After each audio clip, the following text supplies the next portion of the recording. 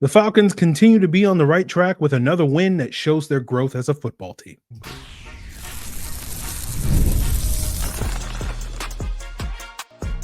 You are Locked On Falcons, your daily Atlanta Falcons podcast. Part of the Locked On Podcast Network, your team every day.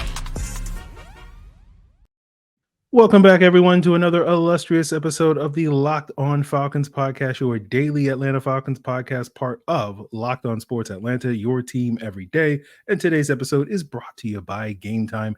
Download the Game Time app, create an account, and use code LOCKEDONNFL for $20 off your first purchase. So if you don't know me, I'm your very humble host, Aaron Freeman. Been covering the Atlanta Falcons for almost 18 years, an entire lifetime of watching this beloved and reviled football team, formerly on FalcFans.com, still going strong on this illustrious podcast.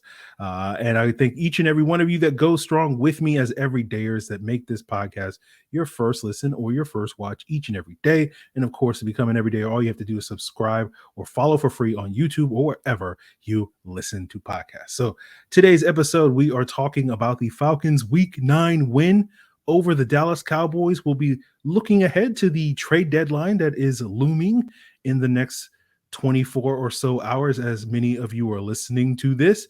And we'll look ahead to the upcoming Week 10 matchup because there's a lot more intrigue with that, given the Saints' dismissal of head coach Dennis Allen and whether or not the Falcons need to be worried about the interim coach bump. But we'll get into all of that later. Let's start with my guest, Cory Woodroof, who covers the NFL for the win over at USA Today. You occasionally see his writings over at the Falcoholic, the SB Nation website for the Atlanta Falcons. And of course, his biggest achievement of his life, which is winning the 2024 Falcons Historian Player Shootout, our summer series of trivia questions about Falcons legendary players over the last 20 years.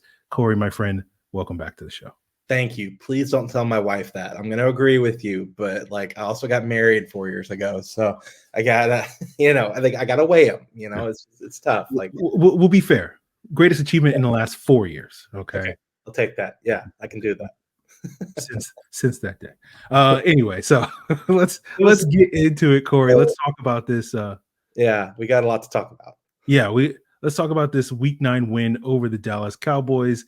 And let's get your thoughts on this game. Another win for the Falcons against a decent opponent, not necessarily a team that is looking like they're playing their best football this season. Maybe early in the season looked like they were going to be a playoff contender. Maybe not the case right now, but you kind of need to stack these wins if you're the Atlanta Falcons and show that you are a playoff team. And I know our colleague over at the Falcon, Kevin Knight, I thought put it aptly, where some of the Falcons' early wins, they kind of stole some wins. They kind of squeaked by against some teams in these last couple of wins against Tampa Bay and Dallas. It seemed like the Falcons were in firm control. But what were your thoughts watching the Falcons beat the Cowboys on Sunday?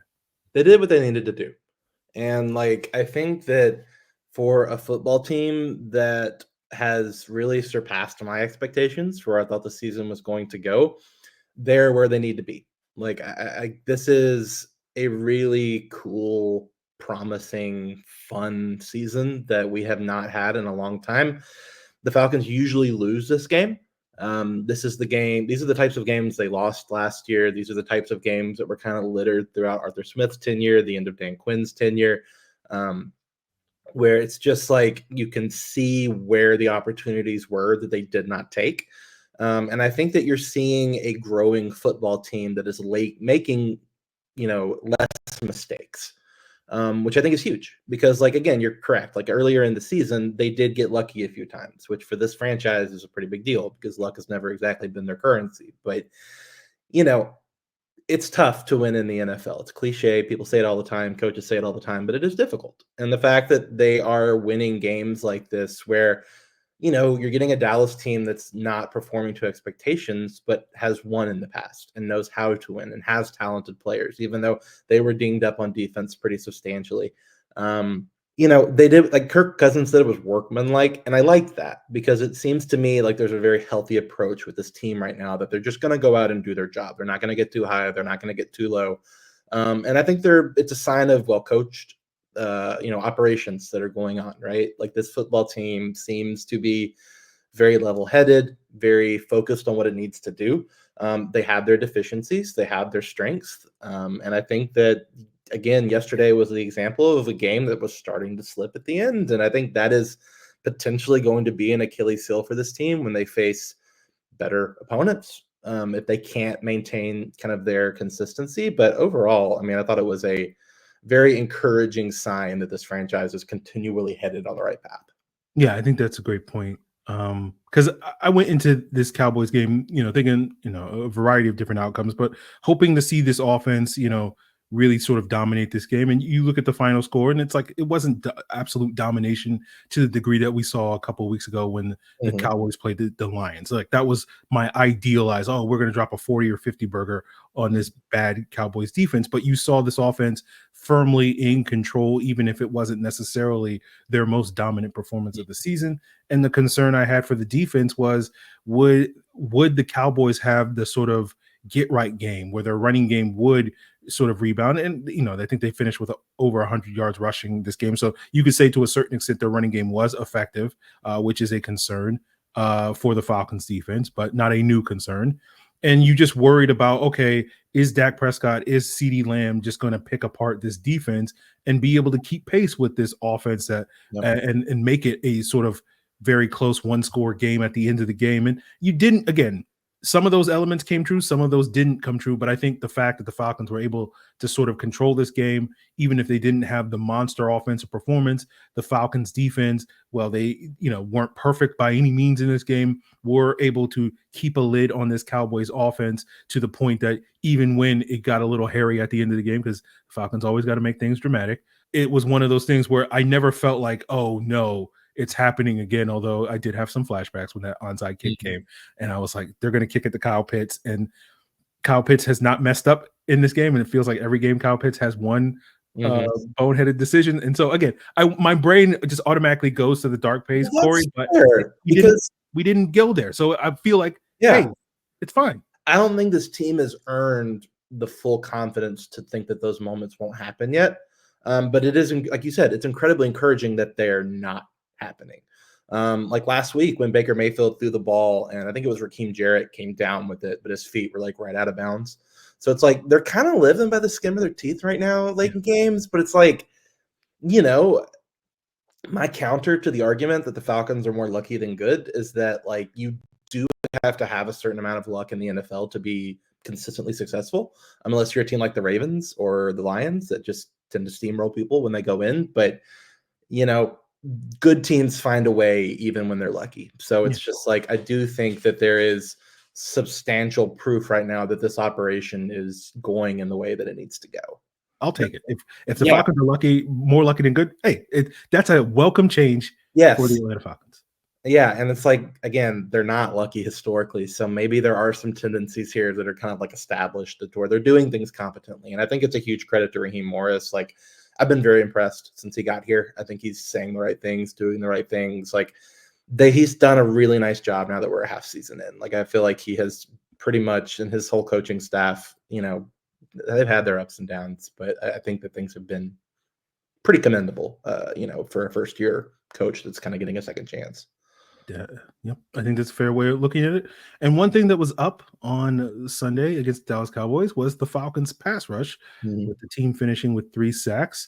And we'll talk about Cory's thoughts on if that trend can continue in the second half of the season, or are the Falcons still in the market for a pass rusher at the trade deadline? And maybe Cory will weigh in on maybe pass rusher shouldn't be quite the priority for the Falcons at the trade deadline. We'll get into all of that, guys, as we continue today's Locked On Falcons. My friends, with basketball season right away, it's time to get back into State Farm Arena, and Game Time is going to help you with their new feature.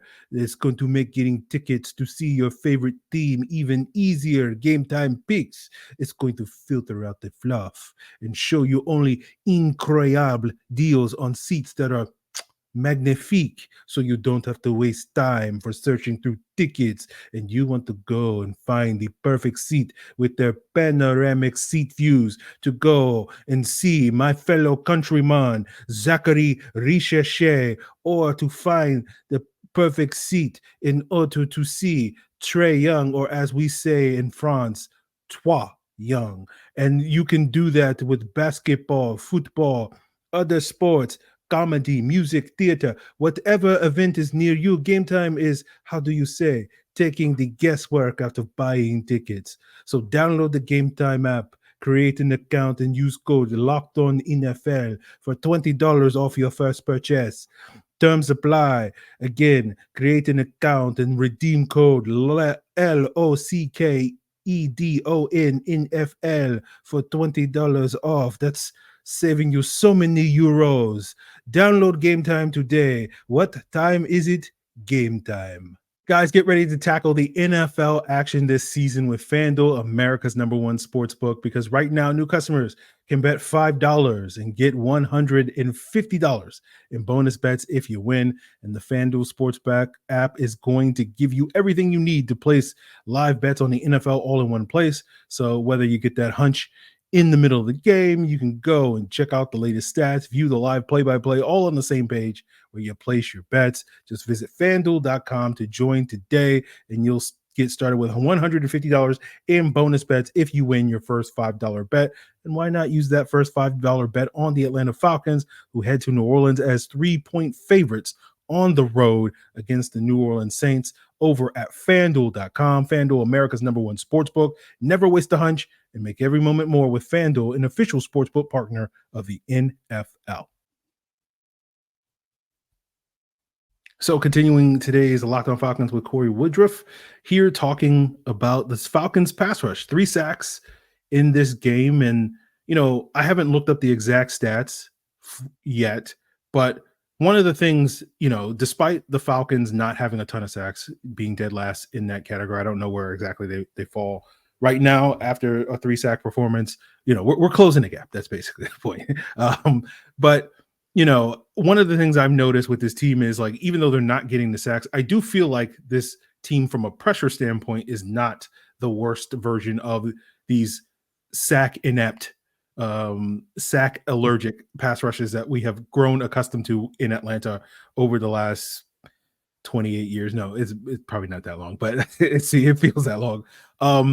And so I guess for me, that's part of the reason why the pass rush isn't something that I have particularly panicked about so far this season, because I feel like it's possible that this team could turn a corner and start getting the sacks that their pressure is indicating that they should be getting. And I think we saw that this past Sunday against the Dallas Cowboys, all that to say. So I'm curious, Cory, where do you sort of land on that issue? I would rather see pressures go up than sacks. I feel like that good defensive lines consistently get pressure and get sacks when they can. If you think about, how many sacks indicate plays, like, again, the New York Giants have the most sacks, or at least they did before this week in the NFL. And they've won 2 games. So it's like, sacks are great. They're good. They're explosive plays for your defense. They do what you need. But if you are getting consistent pressure, it means your defense overall is functioning how it needs to, right? Like, again, if you're making the quarterback consistently uncomfortable, even if you're not getting home, to me, that's the type of growth I want to see the Falcons make. Because, again, if you get better with your pressures, if you get better after just making the quarterback uncomfortable, it means you're going to just, like, the sacks are going to come. But I think that, like, people feel better if there's like, oh, there's a splash sack here, there's a covered sack here, right? And I feel like, the team has been getting better with pressures. I think starting in that Seattle game, it dipped a little bit against the Bucs, but I have a hard time being that upset since the Bucs have one of the best offensive lines in the NFL. They're very good. I think you're seeing growth, and I think that Arnold Ebiketie is probably having his best season as a pro. I know that the numbers aren't there with the sacks, but I think he's like making a consistent impact in a way that I haven't seen him make in Atlanta so far, which is encouraging. I think Matthew Judon is doing more than he's getting credited for. Like, again, he's not fulfilling that like 3rd round promise of coming in and like being the alpha, but like, I think he's been okay. You're seeing certain guys, like, again, Grady Jarrett has been playing very well the last few weeks. Like, I think they're making progress. Like, am I going to say this is a good defensive line? No, it's not. Like, they're still very deficient in some very key areas, but I think you're seeing more signs of life. And I think that indicates that, one, the players are getting more comfortable in the scheme. They're getting more comfortable in learning the way to do things that, like, Jimmy wants them to do. But at the same time, like, it's like we talk about how offensive lines need to gel, and like how it takes time for new offensive lines with new personnel to kind of learn how they feed off each other. And I think it's the same with defensive lines, right? Like, you have your TJ Watts who are just going to go in and wreck games whenever they want. But the Falcons don't have that type of a player, and they're not going to get that type of a player unless they strike in 2025. So you have to have everybody on the defensive line working in conjunction with each other. And I think that's been one of the big problems this season, is there's just not been a lot of chemistry with those guys up front, kind of matching with what the linebackers were doing, even when the secondary was playing well. So I think that the fact that you're seeing a little bit more of a concerted effort by the whole defensive line of being a little bit more successful, to me, is more encouraging than like any one player starting to pop. Talking about the trade deadline, Mm-hmm. do you feel like the Falcons have to make a move? Do you feel like the Falcons should make a move? Is it just a, hey, I want them to make a move, but it's okay if they don't make a move? Where do you sort of fall on the sense of urgency heading into the Tuesday's trade deadline at 4 p.m. Eastern on Tuesday? I'm in the middle. I think it's a 5. Like, I think that, do I think they will do something? Probably. Again, I don't know. Again, the insiders are all saying they're being aggressive. They expect something. So it means that there's enough of a sample out there of Terry Fontenot making calls that indicate that the team wants to do something, seemingly.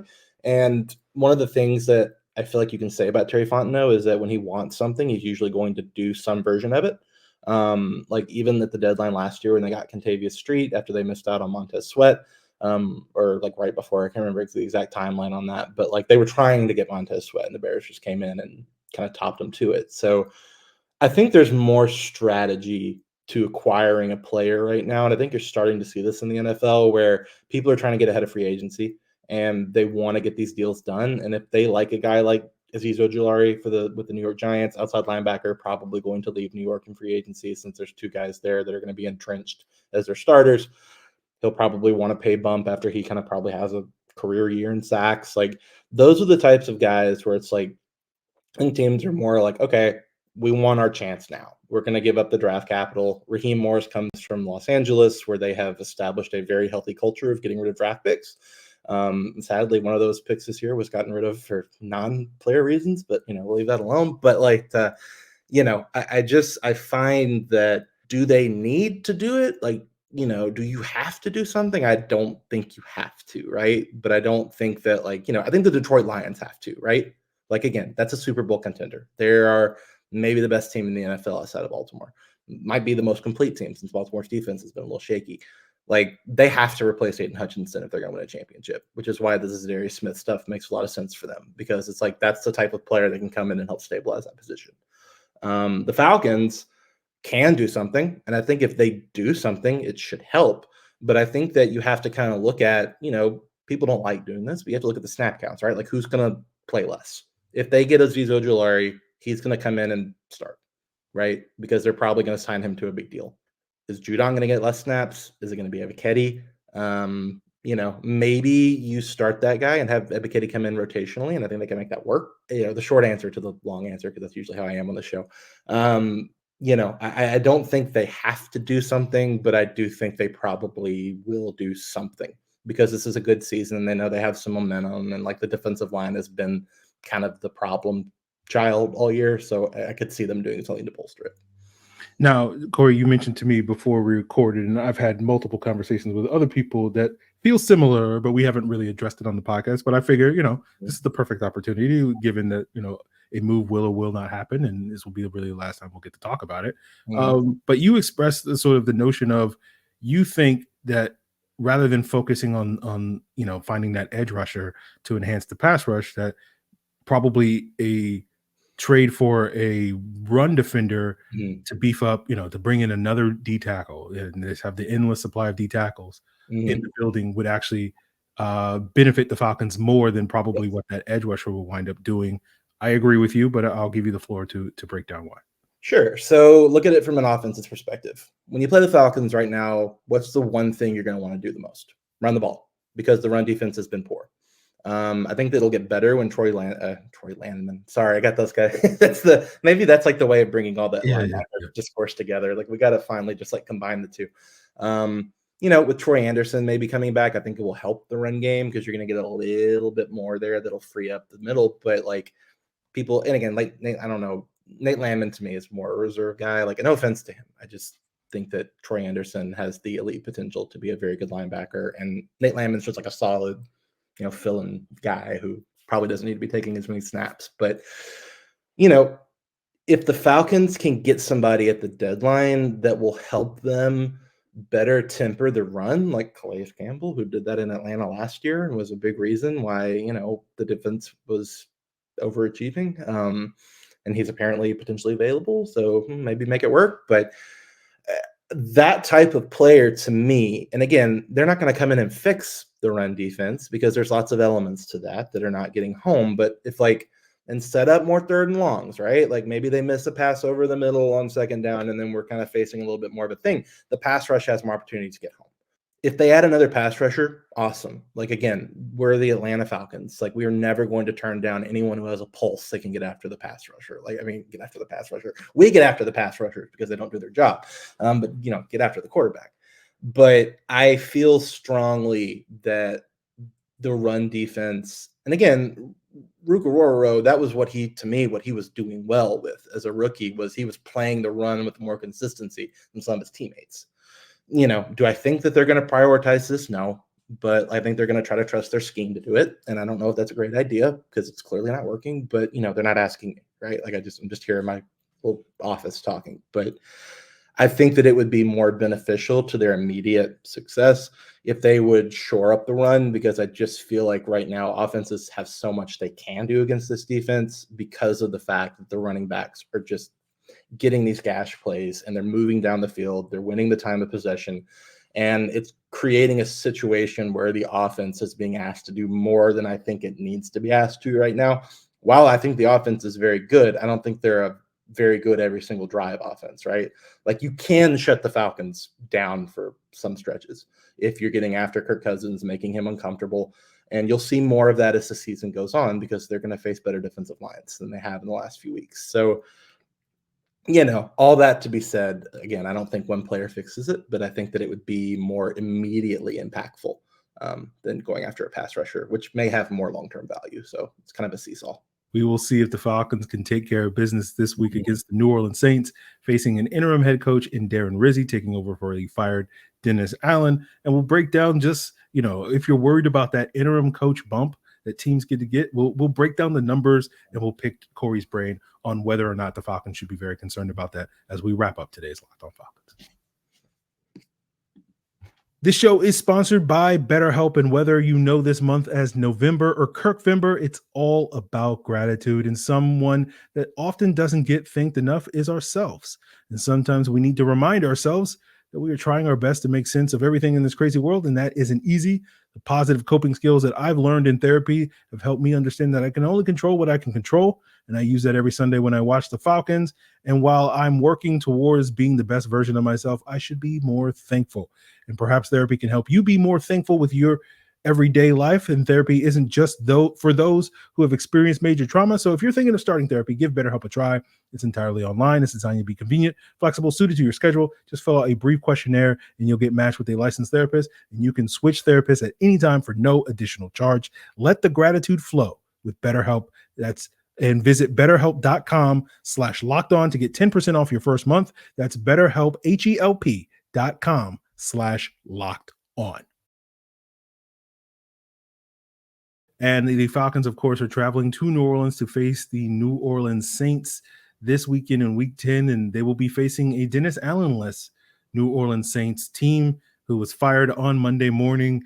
And go check out Locked On Saints, Ross Jackson. I'll be talking later this week on a crossover Thursday about this upcoming matchup. But basically, his breakdown of that is that Dennis Allen had lost the locker room and the Saints needed to move on. And so the time was, the end was nigh when it came to that. You lose to Bryce Young, you get fired. Ask Arthur Smith. Talking about this, Cory, and I did some research today. Let me pull up the numbers. But I did some research because everybody's worried about the infamous interim coach bump, because there tends to be that trend of, you get rid of a bad situation like the Saints seemingly did, and then the new guy comes in and everybody's like, now we can actually play good football and play fast and free and all that stuff.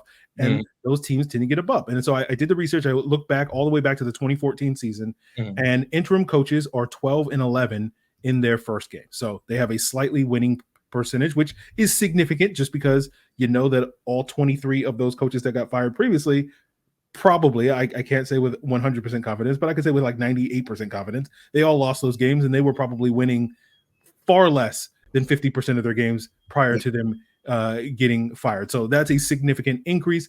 The Falcons since 2014 have faced interim coaches in their debuts twice.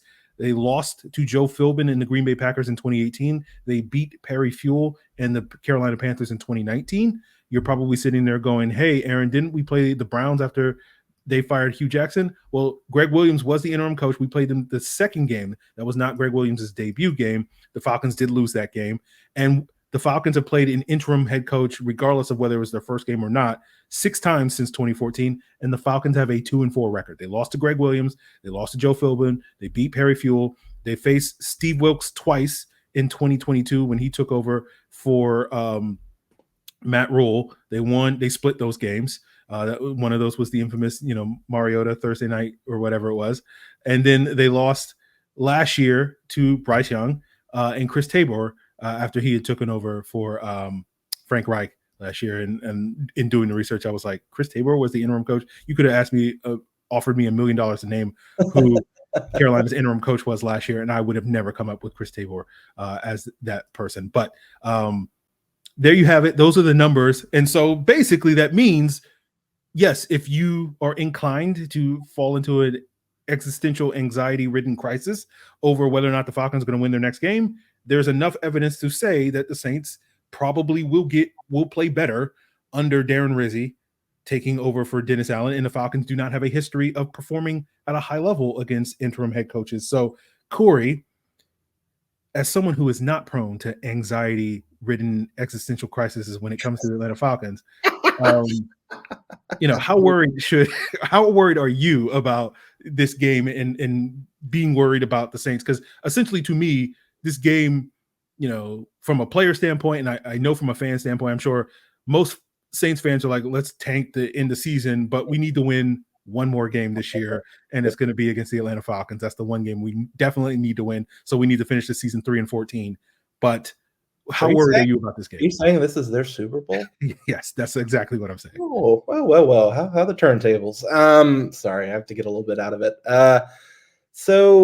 I think that there's a little too much made out of like how it's like an automatic magic wand that gets you like one win if you change your coach midseason, because like that's not going to, it's going to add a fresher perspective at the top of the franchise, but they still lost a lot of games and they have a lot of injuries. Like I don't think the Saints team would be where they were if they had not been so banged up. I thought that the first 2 weeks of the season were a little inflated. I thought that they just, I think they would have been better if they had not lost the talent that they had. But I think you also have to look at this team and realize that, like, they're down their 2 best receivers. Chris Olave is not going to play next week. Rashid Shaheed, who has been a thorn in the Falcons' side recently, is on injured reserve. They'll probably have Taysom Hill. They'll have Alvin Kamara, Derek Carr. So, they're banged up a little bit on the offensive line still. So, defensively, I think that they will be competitive. They could trade Marshawn Lattimore potentially before Sunday, which is a possibility. Not sure how that'll go, but I don't think they need to do anything differently than what they were already planning on doing. And the one thing that I would have worried about in the past is them under preparing for an opponent because of where that opponent is. If you'll recall, in 2019, we beat the Saints during a season like we're having right now. We went into New Orleans and upset them when we had only won 1 or 2 games. So it's this is Falcons Saints. You look at it like it's Falcons Saints. You know that it's going to be a weird game. You know it's going to come down to the wire.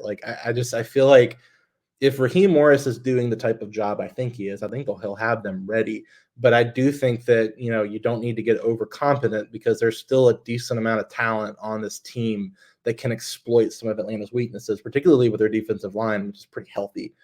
Like Cam Jordan's not getting home like he used to. Chase Young's been fine. Carl Granderson's still, I think, their best pass rusher. But they're going to present a challenge. Like, obviously, again, I think that the Falcons can win. I'm not going into the game super anxious, because I think that the Saints team has some real problems they're having to work through, and the Falcons are a better version of themselves than they were the last time they played New Orleans and Atlanta. And then if you get Troy Anderson back, who had his breakout game against the Saints before he got hurt, and again, he'll be rusty, so I don't expect roughly the same impact. But it's a game they can't sleep on. This is a trap game for a team like the Falcons. You're playing your biggest rival on the road. I would say, sleep on this team at your own peril, but I don't necessarily feel like, just anecdotally, this particular team, I don't think is going to necessarily just demolish you just because they get a new coach. I think it'll be close. There's no reason to suggest that they're going to just blow this team out 50 to 3. I'd love it. That'd be great. It would make a wonderful Sunday afternoon. But I would say, if you're worried about the interim coaching thing, focus more on the fact of just the general parameters of what this game is and what it historically has been, and just focus on that, because I'm pretty sure that's what they're going to do, because it's Falcons Saints. So it's going to be Falcons Saints. I have no idea what's going to happen, but that's probably what makes it fun. Yeah, I think that's definitely fair. So, basically with the interim coach, I don't expect the Saints to roll over and die. No. I think they will, essentially it will be their Super Bowl. Is their Super Bowl good enough to beat this Falcon team if they play the type of way that they're capable of playing? I don't think so, but we'll find out on Sunday. So, the Falcons are a good team. I don't think they're good enough to take any opponent for granted, is basically how I would interpret some of what you're saying. I would agree with that. But I think they're a good enough team that you should feel confident that they should be able to take care of business. Yeah, I agree. So that's a good place to be. That goes back to what we were talking about earlier. That's a good place to be at this point in the season. And we'll see if the Falcons can keep this momentum going. Corey, I'll give you the floor if you have any parting thoughts that you want to give the listeners, and plug whatever you want to plug. Yeah, so you can see my main ramblings over at For the Win, which is ftw.usatoday.com. Always have a lot of good stuff over there. I always recommend people go check out the Falcoholic. To me, it's still the best place to get Falcons coverage consistently on a daily basis. And listen to this podcast. I listen to it. You should listen to it. It was so funny. I was getting upset with Aaron when he was crapping all over Zach Robinson earlier in the season about his game one plan, and I was like, that wasn't that bad. And then I kind of looked back on it and realized, okay, it really wasn't great. You compare week one to the last 5 games, and it's that's the thing. It's this is like when my wife tells me, maybe let's take the trash out on Monday instead of Tuesday, and it's I'll do it Tuesday, and then if you forget, you're like, okay, I should have listened to you. So again, that's you know how it is. So if you can add another AKA that you're the Falcons marriage counselor, then, we'll make it work. Oh, it's not a very good one, but I got the Jolly King Giants. Yeah, you did get that one. Yeah. We'll workshop the marriage counselor one. Appreciate you, Corey. Always enjoy having a conversation with you. We'll see what the Falcons do with the trade deadline. We'll see what happens this week 10 game against the Saints. And I look forward to future conversations that we can have about this team. I'm always down for it. I live in Nashville, so anytime anybody wants to talk about the Falcons with me, I'm usually just screaming it at people on the street corner. It's they're gonna get it eventually on the pass rush. People just okay, yeah. I just was picturing you. Was it Broadway Street? Yeah, Broadway down there with all the people, the Cowboys, Italians, and the Falcons, and all that stuff, and and just people just they really got to give D'Angelo a little more snaps. I swear, he was good his first year, and people are just down there oh, okay. Yeah. So I just was picturing that, and so I enjoy that mental image. So you have to picture me in a cowboy hat doing it. Yeah. Actually, that's the sign in Nashville. If you're wearing a cowboy hat, that's how we know you're not from here. If anyone ever comes to town, that's how we pick them out. Okay, I'll keep that in mind. But next time, you in a cowboy hat, and that's tough. I feel since they beat the Cowboys this week, you should have put one on and done the whole. Yeah, I'm giving you so much to edit out of this. That's Every time I come on here, I can hear the chops. I'm like, Yeah, that's how I know. It's like when my dog was destroying a book the last time I was on here, and I kept having like look behind. He was like eating a quart of Thorns and Roses or whatever. So, no. Okay. Sarah J. Mass. All right. Anyway, that's how we'll leave it. Appreciate you guys. Appreciate you, Cory. That's Yeah, that'll man. do it for us. Fun. We'll do it again.